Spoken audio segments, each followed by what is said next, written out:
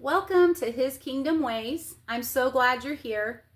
Before we begin today's reading, I want to take a moment and give honor where honor is due. I give honor to our apostle and spiritual covering, Apostle Shane Vaughn, pastor and overseer of First Harvest Ministries International, and the author of the work we will continue reading today. I give honor to First Lady, Pastor Karen Vaughn. I honor Bishop Kendrick and Mama Kendrick. I give honor to all the elders, ministers, and leaders of First Harvest Ministries International. As a minister of this ministry, it is a privilege and an honor to share this message with you. We will continue reading Before the Beginning, the pre-Adamic world, the fall of the Watchers, and Yahweh's eternal purpose for his sons. Picking up in chapter 6, The Gap, Genesis 1:1 versus Genesis 1:2. Genesis 1 verse 2 is not the beginning of creation. It is the aftermath of judgment. This is not one interpretation among many. It is the only reading that honors the Hebrew text, the character of Yahweh, and the evidence beneath our feet. What you are about to read is not theory. It is not speculation. It is the alignment of scripture, chronology, and creation into a single coherent witness. If you have ears to hear, you will never read Genesis the same way again. The ruined throne. At the end of chapter 5, we left the earth in chaos. The Nameless One had rebelled. 1/3 of the angelic host had followed him. War had erupted in the heavens, and the rebels had been cast down, thrown out of their positions, expelled from the presence of Yahweh, and hurled to the very planet that had once been their legitimate domain. But understand what this means. These were not wispy, ethereal spirits floating gently down to earth like autumn leaves. These were super beings, entities of immense power, capable of destroying armies, leveling cities, rolling back seas. A single angel slew 185,000 Assyrian soldiers in one night. A single angel rolled away a stone that would have taken a team of men to move. Angels possess power at the atomic level, power that interfaces with the physical universe in ways we can barely comprehend. Now multiply that power by tens of millions. Now picture those beings, those living weapons of cosmic force, hurled from the heights of heaven, cast down in fury and judgment, plummeting through the atmosphere and slamming into the earth and its oceans with violence beyond calculation. The earth was carpet bombed by fallen angels. The wages of cosmic treason is not a gentle dimming, it is devastation. Whether you call it asteroid impact or judgment fire, the result is the same, tohu vabohu. The governor had become a prisoner of his own territory, and his arrival, along with his multiplied thousands of rebel warriors, did not come quietly. It came with fire and impact and devastation on a scale that reshaped the very surface of the planet. Again, science admits that what and the how, but they do not know the why. They admit it was sudden, cataclysmic, and deadly. Their only missing piece is what you have just learned. Continents shifted, mountains buckled, the atmosphere choked with debris, and then came the cold, a frozen darkness descending upon the earth as the debris blotted out the sun. What had been a world of warmth and life became a world of ice and death. And the earth, whatever it had been before the rebellion, now lay in ruins. Genesis 1 verse 2 describes the scene. And the earth was without form and void, and darkness was upon the face of the deep, and the spirit of Elohim moved upon the face of the waters. Most readers glide past this verse without a second thought. They assume it describes the first moments of creation, a kind of raw material that Yahweh was about to shape into the world we know. But look closer. This verse does not describe creation. It describes catastrophe. Why Genesis 1 verse 2 cannot be original creation? Let me lay this out plainly.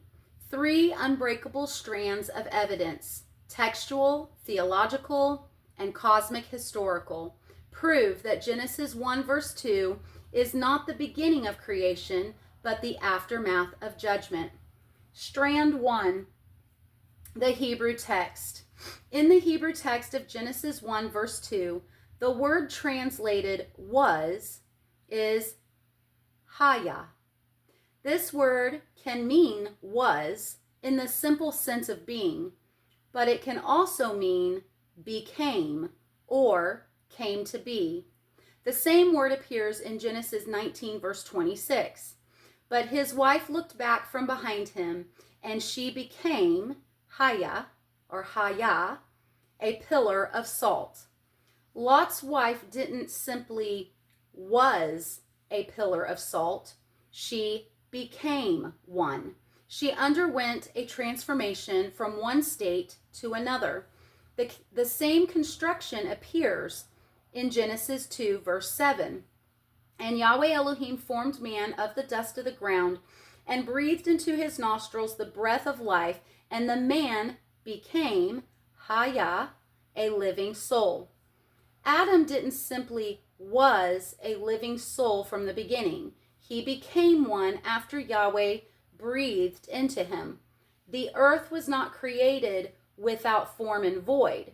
The earth became without form and void. Furthermore, the Hebrew phrase translated without form and void is tohu vabohu.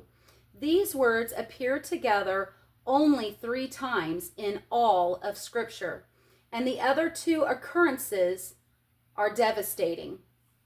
Isaiah 34 verse 11, describing the judgment of Edom. But the cormorant and the bittern shall possess it.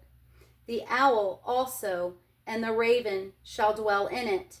And he shall stretch out upon it the line of confusion, tohu, and the stones of emptiness, bohu. We examined Jeremiah 4 verse 23 in the previous chapter. I beheld the earth, and lo, it was without form and void, tohu vabohu. And the heavens, and they had no light. In both passages, tohu vabohu describes the result of divine judgment, not the raw material of creation, but the aftermath of destruction. When Scripture uses tohu vabohu, it speaks of judgment, ruin, and desolation, not creation. And there's more. Isaiah 45 verse 18 makes an explicit statement about the original creation. For thus saith Yahweh that created the heavens, Elohim himself that formed the earth and made it. He hath established it. He had created it not in vain, tohu. He formed it to be inhabited. I am Yahweh, and there is none else. Did you catch that? He created it not tohu. Oh, that's good. He created it not in vain, tohu. Did you catch that? He created it not tohu. Yahweh explicitly declares that he did not create the earth in a state of tohu, the very word used in Genesis 1 verse 2. If Yahweh did not create the earth in tohu, but Genesis 1 verse 2 describes the earth as tohu vabohu, then only one conclusion is possible. The earth became tohu vabohu after its original creation. Strand 2, the character of Yahweh. 1 John 1 verse 5 declares, Elohim is light, and in him is no darkness at all. If Yahweh is light, if there's no darkness in him whatsoever, then why would his original creation begin shrouded in darkness and chaos? It wouldn't. It couldn't. It is contrary to his very nature. The darkness of Genesis 1 verse 2 is not the absence of creation. It is the presence of judgment. It is the shadow that fell when the Nameless One fell. It is the spiritual and physical darkness that accompanies rebellion against the Father of lights. To suggest that Yahweh's original creation was a dark, chaotic mess that he then had to fix is to slander his character. Yahweh does not create confusion. Yahweh does not begin with chaos. Yahweh is not the author of disorder. The darkness of Genesis 1 verse 2 is judgment, not creation. Strand 3, the Nameless One's dominion. Scripture clearly teaches that the Nameless One was given dominion over the earth. He was the anointed cherub. He walked upon the holy mountain of Elohim. He had a throne that he wanted to exalt above the stars. When did this happen? Where in biblical timeline does the earthly reign fit? If there's no gap, if Genesis 1 verse 1 and 1 verse 2 are simultaneous, then his dominion has no setting. His throne has no location. His fall has no aftermath. But the gap provides the answer. His dominion occurred between Genesis 1 verse 1 and Genesis 1 verse 2. His rebellion brought judgment. His fall brought ruin. And the tohu vabohu of Genesis 1 verse 2 is the wreckage of his kingdom. The ruined earth of Genesis 1 verse 2 is the direct, visible aftermath of cosmic treason. To deny the gap, you must ignore the Hebrew, flatten the character of Yahweh, and pretend the Nameless One's dominion over the earth has no scriptural setting. That is not exegesis. That is stubbornness. The fossil record testifies.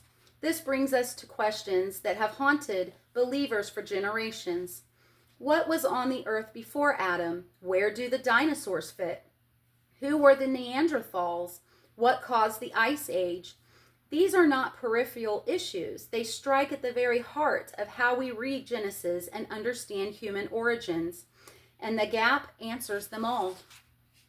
The dinosaurs, the Neanderthals, the Denisovans, the ancient megafauna, the geological catastrophes, the frozen darkness that gripped the planet. All of it belongs to the pre-Adamic world, to the age before the rebellion, before the fall, before the restoration that prepared the earth for Adam. We will explore the question of pre-Adamic creatures in detail in the next chapter. For now, understand this much. The fossil record is not your enemy, it is your witness. Consider the evidence. Point 1. Deep time is written in the rocks and in the light of distant stars. Billions of years of cosmic history are recorded in the geological strata. The radioactive decay of elements and the light traveling from galaxies millions of light years away. This evidence is not a conspiracy. It is not a trick. It is creation testifying to its own age. Point 2. The 6 days of Adamic creation clearly do not contain dinosaurs, ancient megafauna, or pre-Adamic extinction cycles. You cannot squeeze a Tyrannosaurus into the Garden of Eden. You cannot fit millions of years of fossil history into a young Earth timeline without doing violence to both scripture and science. Point 3. The gap allows both truths to stand. The earth is ancient, created in Genesis 1 verse 1, ruled by the Nameless One, destroyed in judgment. The Adamic creation is recent, restored in 6 literal days for the purpose of creating and testing sons. Ancient earth, recent Adam, both truths, no contradiction. What we call prehistoric is simply pre-Adamic. What we call the Ice Age is the frozen darkness that followed angelic impact, the cold shadow of judgment that covered the earth until Yahweh spoke light back into existence. What we call Neanderthals are not your ancestors. Adam was not an upgrade of earlier hominids. He was a new creation, something unprecedented, something that had never existed before on this planet. Understanding the gap. This is what theologians call the gap theory, or the ruin reconstruction view of Genesis. It teaches that an unspecified period of time, potentially vast, elapsed between Genesis 1 verse 1 and Genesis 1 verse 2. In Genesis 1 verse 1, Yahweh created the heavens and the earth. The heavens, Shamayim in Hebrew, means where the stars dwell. You cannot have heavens without heavenly bodies. The sun, moon, and stars were created in the beginning, not on day 4. These luminaries were appointed to their assignment on day 4, but they were created eons earlier. This was the original perfect creation, the earth as the domain of the anointed cherub, the one perfect in beauty who would govern it on behalf of Yahweh. Then came the rebellion. His heart was lifted up. He declared his 5 I wills. War erupted in heaven. The rebels were cast down, and the earth, caught in the crossfire of cosmic war, judged directly by Yahweh, was reduced to tohu vabohu. In Genesis 1 verse 2, we see the aftermath, a ruined planet covered in water, shrouded in darkness, formless and empty. The sun still existed, but its light could not reach the frozen surface. The earth had shifted on its axle, when the deluge of super beings fell into the oceans of earth, and it had been turned away from the light, or buried beneath the debris of judgment. Science confirms that massive earthquakes and tsunami-related mass shifts can cause a measurable but microscopic wobble of the earth's axis. And then, beginning in Genesis 1 verse 3, Yahweh begins to restore the earth, not create it for the first time, but remake it for a new purpose. When Yahweh said, "Let there be light," he was not creating light. Light always was, because Yahweh is light. He was commanding light to return to the darkened earth, repositioning the planet toward the sun, piercing through the debris, melting the ice that had entombed the world. On day 4, the sun, moon, and stars were not created. The Hebrew word asah means to appoint, ordain, institute, not bara, to create. They were appointed to their role as timekeepers, marking days, seasons, festivals, and years. The 7,000-year clock of human history began. The 6 days of Genesis are not the original creation of the earth. They are its restoration and preparation for a new family. What this is not, let me be clear about what I am not saying. This is not evolution worship. I'm not suggesting that humans evolved from lower life forms.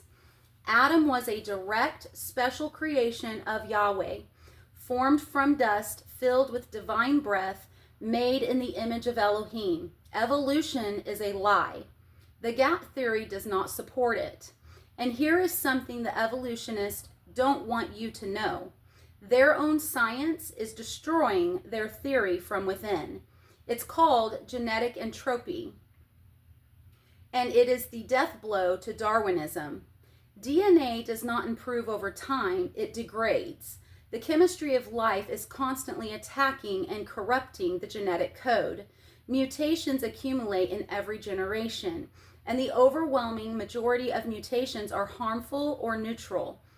Beneficial mutations are so rare as to be statistically irrelevant. Natural selection cannot remove harmful mutations fast enough to prevent the genome from deteriorating. This is not speculation. This is observable, measurable science. The human genome is not evolving upward. It is devolving downward. Every generation carries more genetic load than the one before. The mutations are piling up on the population too fast for evolution to handle. At its core, DNA is not coded for truth, transcendence, or moral ascent. It is coded for one thing alone: survival. Not survival in any noble or elevated sense, but survival defined narrowly as persistence through reproduction. DNA does not ask what is right. It asks only what works long enough. It preserves function just well enough to pass itself on, even if that function is crude, destructive, or ultimately self-defeating. Cancer is not an aberration in the system. It is a revelation of it. A cancer cell is genetically successful, even as it destroys the body that sustains it. Survival, not goodness, is the governing logic of the code. This is where the evolutionary story quietly collapses under its own assumptions. A system driven solely by survival has no intrinsic mechanism for long-term preservation of high-order complexity. It can maintain function temporarily under selective pressure, but it cannot generate or safeguard meaning, coherence, or upward direction. Selection does not build, it merely filters. It does not create information, it only eliminates what fails fastest. Over time, the relentless accumulation of small errors overwhelms the system, not in dramatic collapse, but in slow, silent decay. The genome does not crash, it frays. And yet humanity stubbornly refuses to live as though survival is enough. We pursue truth at personal cost. We sacrifice advantage for principle. We seek meaning that transcends biology, legacy that outlives reproduction, and righteousness that contradicts self-interest. These impulses do not arise from DNA. They cannot be reduced to chemistry or explained by selection. A survival-coded system cannot account for a creature that routinely chooses suffering over safety and faithfulness over fitness. That tension is not incidental. It is revelatory. It points back to Genesis, to a man formed from dust, yes, but animated by something no molecule can explain. Adam was not merely a biological organism optimized for endurance. He was a theological being designed for relationship, obedience, and truth. Genetic entropy exposes the limits of Darwinism, but it also illuminates something far greater. Life did not originate from blind survival, and it will not be explained by it. What Yahweh breathed into man was never encoded in DNA, and no amount of mutation can account for it or erase it. You cannot build a cathedral by randomly removing bricks. You cannot write a symphony by randomly changing notes. And you cannot create the staggering complexity of human DNA by accumulating random errors over millions of years. Evolution doesn't just lack evidence, it contradicts the very laws of chemistry and information theory. The genome is winding down, not winding up. Life is running out of genetic capital, not gaining it. This is why Adam had to be a direct creation, not the end product of a long chain of mutations, but the beginning of something new. Yahweh didn't evolve Adam from pond scum over billions of years. He formed him from dust in a single day and breathed life into him. That is the only way you get the information-rich, coherent, functional masterpiece of human DNA. The gap theory acknowledges an ancient earth. It does not acknowledge evolution. These are two entirely different claims. This is not compromising the 6 days. I believe in 6 literal 24-hour days of restoration. The days are real. The sequence is real. The work Yahweh did is real. I am not allegorizing Genesis or turning it into poetry. This is not making Scripture bow to science. I am letting Scripture speak for itself, in Hebrew, in context, in alignment with the whole counsel of Yahweh's word. The fact that science confirms an ancient earth is a bonus, not the foundation. The Spirit hovering. But there is hope in Genesis 1 verse 2. And the Spirit of Elohim moved upon the face of the waters. The earth was ruined, but not abandoned. The darkness was complete, but not permanent.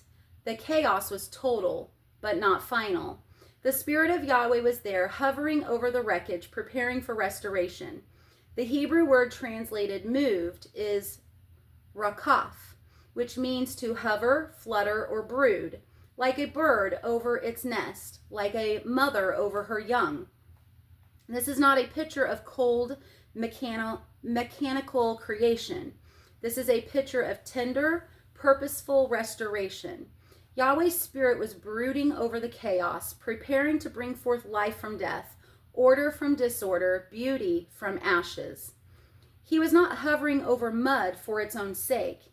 He was brooding over the future sons who would one day walk this restored ground, rule this restored world and confront the rebel face to face.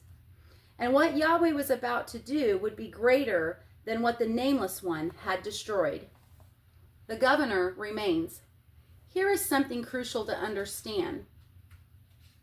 When Yahweh restored the earth, he did not remove all the traces of the rebellion. He had a masterful plan to use these fallen elements in the school of suns. The serpent was still present. The darkness was pushed back, but not eliminated. Light returned on day 1, but the sun, moon, and stars weren't appointed to their timekeeping role until day 4. Even after the restoration, there were waters above and waters below, a divided, bounded cosmos that reflected the divided, bounded spiritual reality. And the Nameless One himself remained the governor of this world. Cast out of heaven, yes. Stripped of his original glory, yes. But still on the throne of earth, still the God of this age, the ruler of the cosmos, because there was no one to replace him, no one to subdue him, no one to take legal dominion over him.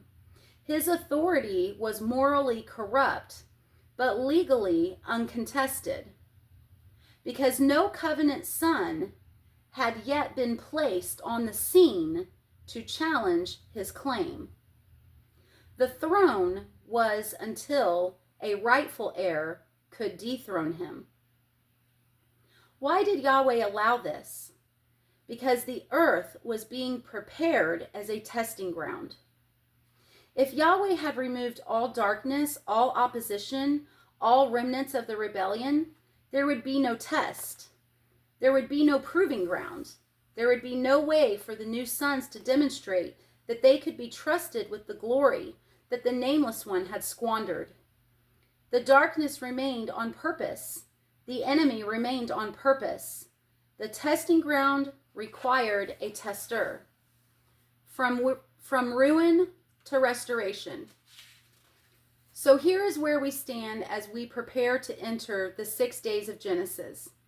The original earth has been destroyed, reduced to tohu vabohu, by the catastrophe of angelic rebellion. The rebel governor has been cast down to his former territory, now a prison instead of a throne, yet still legally in authority because no one has risen to challenge his claim. The Spirit of Yahweh is hovering over the chaos, preparing for something new. And Yahweh is about to speak, not to create a universe for the first time, that already happened in Genesis 1 verse 1, but to restore a ruined world for a new purpose, the creation and testing of sons who will inherit what angels forfeited. The 6 days are not about making something from nothing. They are about making something new from something ruined. They are about redemption before redemption had a name. They are about Yahweh taking the wreckage of rebellion and transforming it into the womb of glory. But before we witness the 6 days of restoration of the creation of Adam, we must address a question that haunts both science and scripture. Who were the creatures that walked the earth before Adam? The Neanderthals, the Denisovans, the ancient hominids whose bones we dig up and whose DNA we sequence. Were they human? Were they ancestors of Adam? Or were they something else entirely? In chapter 7, we examine the shadow men. Chapter 7, the shadow men, when Yahweh interrupted the code. The question science cannot answer. In 2010, scientists made a discovery that should have shaken the foundations of evolutionary theory. They didn't find a missing link. They didn't uncover a transitional fossil. They found something far more troubling. They found that human beings are genetically impossible. Not impossible in the sense that we don't exist, obviously we do, but impossible in the sense that our DNA does not fit the evolutionary narrative we've been told since Darwin first penned his theory. The more we sequence, the more we compare, the more we analyze, the harder it becomes to explain how Homo sapiens emerged from the biological soup of hominids that preceded us. And the scientific establishment knows it. They just won't say it out loud. But some are starting to talk. Your DNA was altered. Kevin Trudeau, in his documentary series Classified, made a statement that sent shockwaves through his audience. Looking directly into the camera, he declared, "Your DNA was altered." Now, Trudeau comes from a secular, esoteric background. He speaks of off-world intervention and ancient mysteries. He frames the alteration of human DNA as evidence of extraterrestrial contact. The idea that some outside force, some non-human intelligence, reached into the genetic code of our ancestors and changed something. Let me be clear. Trudeau is not my authority. He's merely an example of secular voices sensing a rupture that they cannot name. Because something did intervene. Something did alter the code. Something did interrupt the biological chain that connected the pre-Adamic creatures of the ancient world to the beings we called humans today. But it wasn't aliens. It was Yahweh. And the evidence is written in every cell of your body. The chromosome anomaly. Let's start with the most glaring genetic mystery, one that evolutionary scientists have been trying to explain away for decades. Humans have 46 chromosomes. Every other great ape has 48. Chimpanzees, 48. Gorillas, 48. Orangutans, 48. Bonobos, 48. Humans, 46. If we evolved from a common ancestor with these creatures, where did 2 chromosomes go? You can't just lose chromosomes without catastrophic consequences. So the evolutionary establishment proposed a theory, the chromosome 2 fusion model. The idea is simple. Sometime in our evolutionary past, 2 ancestral ape chromosomes called 2A and 2B supposedly fused together end to end to form human chromosome 2. This would explain the missing chromosomes. We didn't lose them, we merged them. It sounds elegant, it sounds scientific. There's just one problem. The fusion model is the dominant interpretation, but its details are not as clean, simple, or evolution proof as they preach it. They preach chromosome 2 as a trophy, but when you inspect the trophy up close, you find patchwork, assumptions, and storytelling. The fusion site that isn't. In 1991, researchers claimed to have found the fusion site, the exact location on human chromosome 2 where the 2 ancestral chromosomes supposedly joined together. This was hailed as one of the strongest pieces of evidence for human evolution. But when scientists began to examine this site more closely, the story started to fall apart. Problem number 1, the site is too short. When 2 chromosomes fuse, their telomeres, the protective end caps of chromosomes, should merge together. Human telomeres are typically 5,000 to 15,000 base pairs long. If 2 chromosomes fused end to end, you would expect to find a fusion site of at least 10,000 base pairs, the combined length of both telomeres. What did they find? Only 800 base pairs. Where did the other 9,000 plus base pairs go? Evolutionary scientists shrug and say they degraded over time, but the math doesn't work. Even accounting for millions of years of mutation, the degradation rate doesn't explain such a massive loss. Problem number 2, the sequence is wrong. Of those 800 base pairs, only 70% match what you would expect from a true telomere fusion. In other words, the so-called fusion site is only 70% similar to what it should be if the evolutionary model were correct. That's not a smoking gun, that's a misfire. Problem number 3, no satellite DNA. In every documented case of chromosome fusion in living mammals, which is exceedingly rare, the fusion signature always involves satellite DNA, SAT DNA. The pattern is always SAT DNA to SAT DNA or SAT DNA to telomere DNA. The alleged human fusion site, no satellite DNA whatsoever. This alone should disqualify it as evidence of fusion, but that it doesn't match any known pattern of how chromosomes actually fuse in nature. Problem number 4, the region is not dead. Here is an important complication that undermines the simplistic story. The so-called fusion site is not a genetic fossil.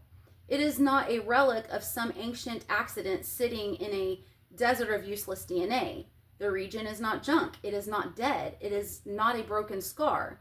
The site sits in a transcriptionally active neighborhood, a region where genetic machinery is at work. The gene DDX11L2 overlaps this area, and while its exact function is debated, what cannot be debated is that this region shows signs of biological activity.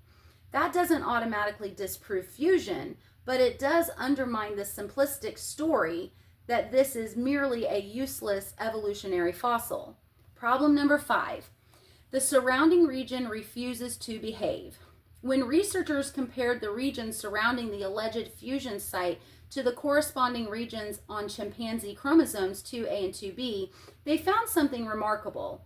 Even among those who accept fusion, the surrounding region is complex. Duplications, rearrangements, and subtle numeric weirdness muddy the simple diagram version of the story. For at least 614,000 base pairs surrounding the fusion site, that's over 500,000 letters of genetic code. The correspondence with chimpanzee chromosomes is not what the model predicts. The fusion model predicts clean correspondence. The data shows complexity, divergence, and anomaly. What the evidence actually shows, let me summarize what we've just learned. The fusion site is far too short. The sequence is only 70% similar to what it should be. There is no satellite DNA signature. The site is transcriptionally active region, not a genetic graveyard. The surrounding region refuses to behave like a clean fusion should.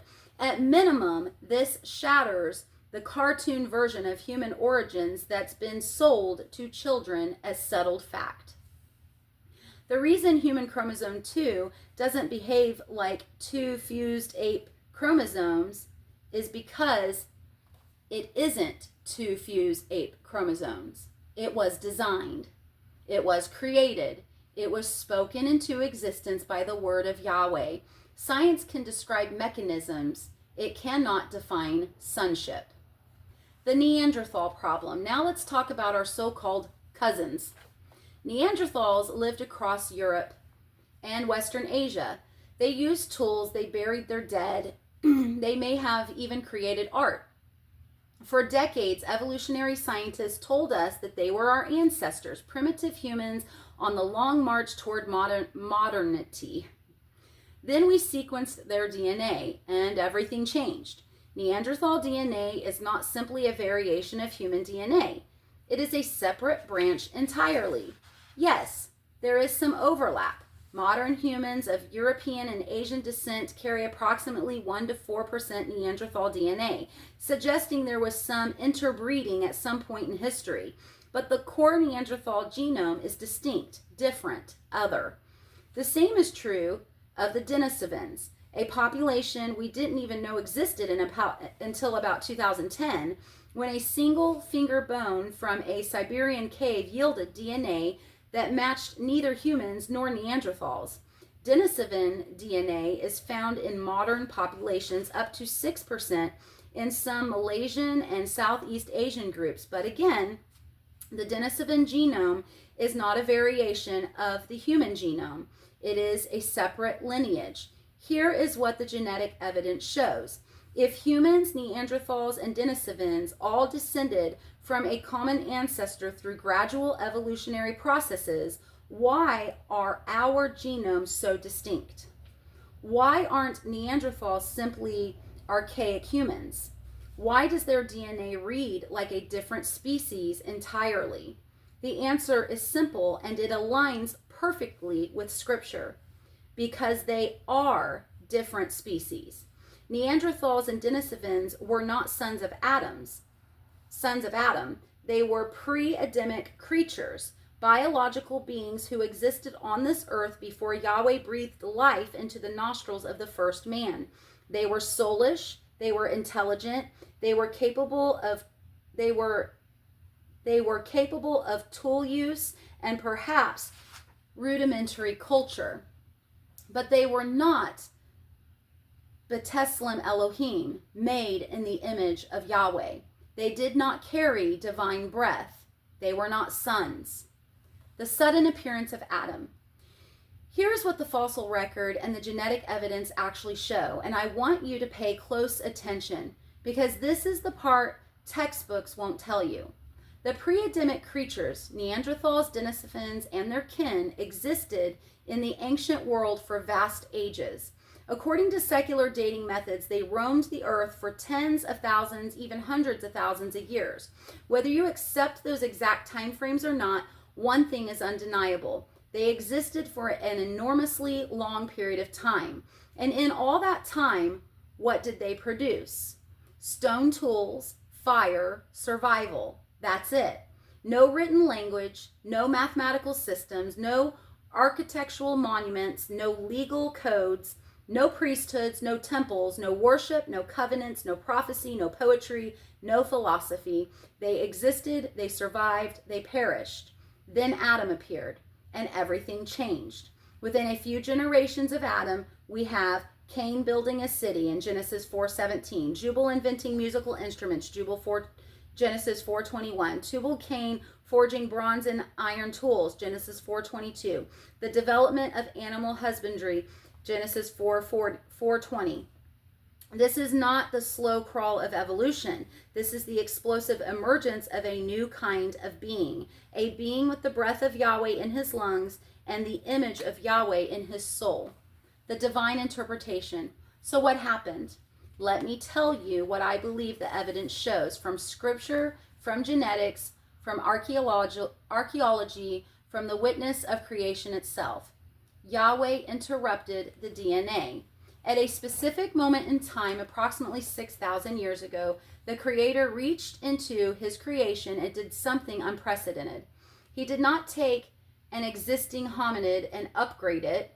He did not evolve a Neanderthal into a human. He did not use the pre-Adamic creatures as raw material for his sons. He created something new. Genesis 2 verse 7 tells us, "And Yahweh Elohim formed man of the dust of the ground and breathed into his nostrils the breath of life, and man became a living soul." The Hebrew word formed is yatsar, the word used for a potter shaping clay. This is not modification. This is not adaptation. This is creation, deliberate, intentional, artistic creation. And the result was a being with DNA unlike anything that had existed before.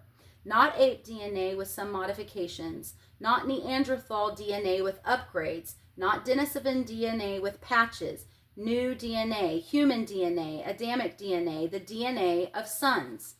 Science catches up with scripture. Here's something remarkable. Modern genetics keeps confirming what the word of Yahweh declared from the beginning. Research shows that every man on earth traces his Y chromosome back to one single ancestor, often called Y chromosomal Adam by geneticists. The Y chromosome passes only from father to son, unchanged except for minor mutations. When scientists trace this genetic thread backward through time, every male lineage on earth converges to a single point, one man. Similarly, every human being, male and female, shares a common maternal ancestor through mitochondrial DNA, which passes only from mother to child. Scientists call her mitochondrial Eve.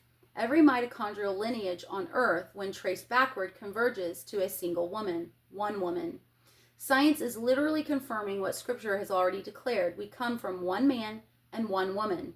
Humanity has a common beginning, a shared origin, and a single story written by the Creator himself, Acts 17, verse 26, and hath made of one blood all nations of men for to dwell on in all the face of the earth, and hath determined the times before appointed and the bounds of their habitation.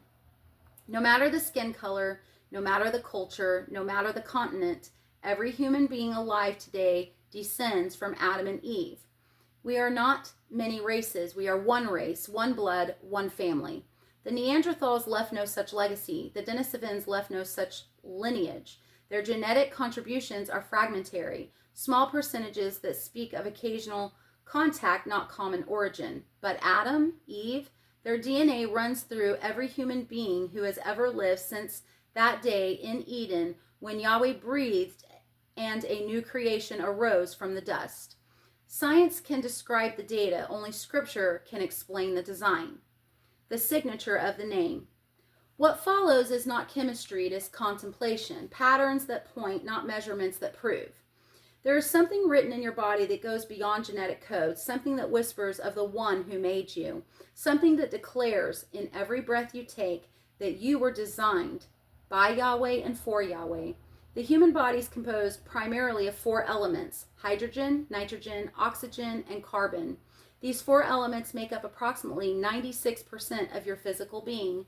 Now consider, the Hebrew name of the Creator is spelled with 4 letters, Yod He Vav He, Yahweh. Ancient Hebrew letters were not merely phonetic symbols, they carried meaning. And when you examine the numerical and symbolic values of these letters alongside the atomic properties of the 4 primary elements of life, a pattern emerges. Hydrogen, Yod, the hand, the deed. Nitrogen, He, breath, revelation. Oxygen, Vav, the nail, the connector. Carbon, He, breath, revelation. Your body is not a random assemblage of molecules. It is a temple inscribed with the name. When you breathe, when air passes through your nostril and fills your lungs, you are not merely performing a biological function. You're speaking the name of your Creator. Inhale, Yah. Exhale, Way. Every breath is a prayer. Every heartbeat is worship. Every moment of your existence declares the glory of the one who formed you from the dust and breathed his own breath in your nostrils. This is not a laboratory finding. This is a throne room signature. Why this matters? You are not an accident. You are not the product of random mutations and natural selection. You are not an upgraded ape, a modified Neanderthal, or a genetically tweaked Denisovan. You are a son of Adam, a daughter of Eve, a child of the Most High. The DNA in your cells was not evolved. It was interrupted. Yahweh reached into the biological history of this planet and created something entirely new, a being made in his image, carrying his breath, bearing his likeness, destined for his glory.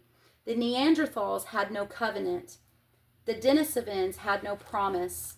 They existed, they survived, they perished. But you, son of Adam, daughter of Eve, heir of the promise, you have a destiny written in the stars and sealed in the covenants of Yahweh. You were made to rule. You were made to reign. You were made to take dominion over the earth and fill it with the glory of Yahweh. The shadow men are gone. The sons have risen. We have seen the interruption. We have seen the creation of something new. Now we must witness what happened when Yahweh spoke restoration into the ruined earth, the 6 days that prepared a home for his sons. In chapter 8, we will hear the words that broke the silence of eons, "Let there be light." For the earnest expectation of the creation eagerly waits for the revealing of the sons of Yahweh. Romans 8, verse 19. For the earnest expectation of the creation eagerly waits for the revealing of the sons of Yahweh. Romans 8, 19.